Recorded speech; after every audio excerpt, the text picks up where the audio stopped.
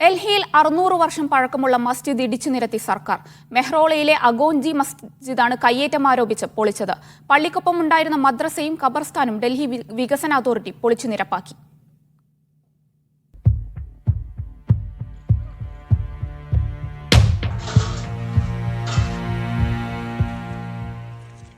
ചരിത്രശേഷിപ്പുകൾ തുടച്ചു നീക്കുന്ന ഡൽഹിയിൽ മുഗൾ കാലഘട്ടത്തിനും 3 നൂറ്റാണ്ട് മുമ്പ് നിർമ്മിച്ച മെഹ്റോളിയിലെ അഗോഞ്ചി മസ്ജിദാണ് കഴിഞ്ഞ ദിവസം പുലർച്ചെ ഇടിച്ചു നിരത്തിയത്.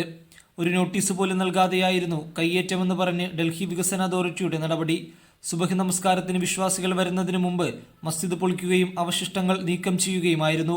ആരും പള്ളിയിലേക്ക് പ്രവേശിക്കാതിരിക്കാൻ പോലീസ് ബാരിക്കേഡ് സ്ഥാപിക്കുകയും ചെയ്തു. डिमोलेशन करने के लिए आए हैं हम यहाँ पे, तो आप इस जगह को खाली कर दें। मगर भाई डीडीए की लैंड नहीं है, ये दिल्ली वक्फ बोर्ड की लैंड है। मैं दिल्ली वक्फ बोर्ड का इमाम हूँ यहाँ पे. പള്ളിയിൽ താമസിച്ച് മതപഠനം നടത്തുന്ന 22 വിദ്യാർത്ഥികളുടെ ഗ്രന്ഥങ്ങളും വസ്ത്രങ്ങളും ഭക്ഷ്യവസ്തുക്കളും എടുത്തുമാറ്റാനുള്ള സമയം പോലും പോലീസ് നൽകിയില്ല. मदरसे में जो 25 बच्चे रहते थे, तालीम वहीं पाते थे, खाना पीना 24 घंटा वहीं रहते, खाना पीना सारा इंतजाम वहीं से होता था उनका, मदरसे से कोई भी सामान निकालने को मौका नहीं दिया. പള്ളിയിരിക്കുന്ന സ്ഥലം ഡൽഹി വഖഫ് ബോർഡിന്റെയാണെന്നാണ് മസ്ജിദ് കമ്മിറ്റി പറയുന്നത്. പള്ളി നിന്ന സ്ഥലത്ത് മണ്ണിട്ട് നിരത്തുക കൂടി ചെയ്തതോടെ 600 വർഷം പഴക്കമുള്ള പള്ളിയും ഖബർസ്ഥാനും ഒരടയാളവുമില്ലാത്ത വിധം നാമാവശേഷമായി.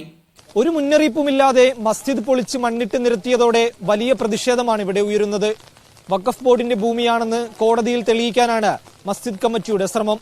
ഹരിമുണ്ടൂരിനോടൊപ്പം തൗഫീഖ് അസ്ലം, മീഡിയ 1, ഡൽഹി.